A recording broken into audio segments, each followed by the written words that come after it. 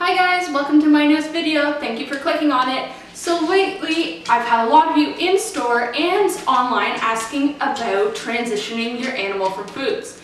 Now my answer to this is going to be simple and straight to the point. So let's get going.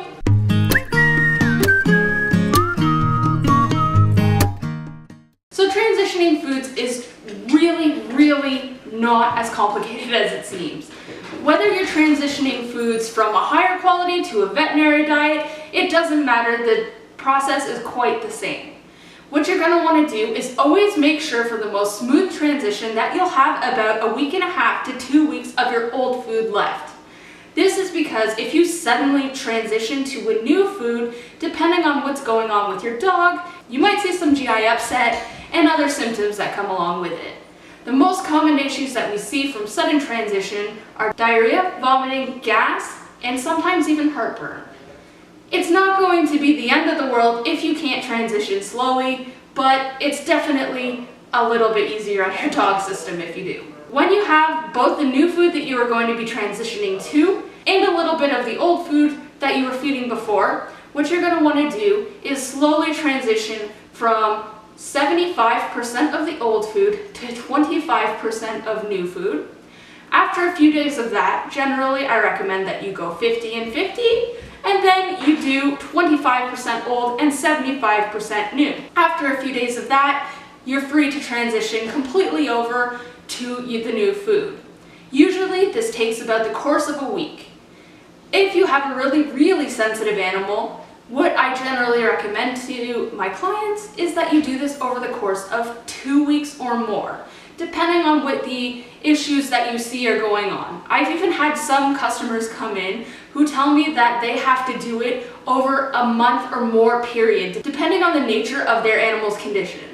This isn't uncommon in cats or dogs with colitis or other gastrointestinal issues. If this is something that you're concerned about, always talk about it to your local nutritionist or your vet. If you're feeding a food like From or a Canna, which are great foods and are actually rotational diets, once you're on the food, you don't actually have to transition between flavors.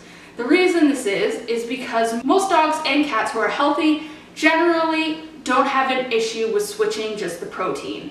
And a lot of these companies, like a Canna and From, make their formulation simple enough and closely related so that it's mainly the protein that's different. If it's just the protein that's different, you can feel free to rotate between the diet, which is why it's called a rotational diet, at will. In really sensitive dogs or cats who have allergy issues or GI upset, you may choose not to do this, but by doing this, we actually see that reductions in allergies are starting to happen, and in animals that are started on a rotational diet from the beginning, it's actually building the immune system and helping to avoid allergies down the road. Starting on a rotational diet is great for animals who are having allergies as well, because it gives you more options if you have a limited thing going on, like you can't feed chicken. If you don't have enough of your food left over or you need to make a sudden switch, is it a big deal?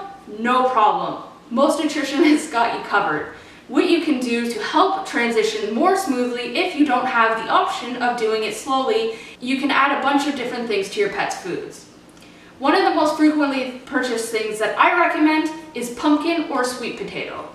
Pumpkin and sweet potato actually work to help water regulate the bowels, and what this basically means is that it's going to control if there's a lot of water in the bowel, it'll absorb it and it'll help to fight diarrhea. If there's not enough water in the bowel, it'll help bulk up the stool and get it moving with all the extra fiber.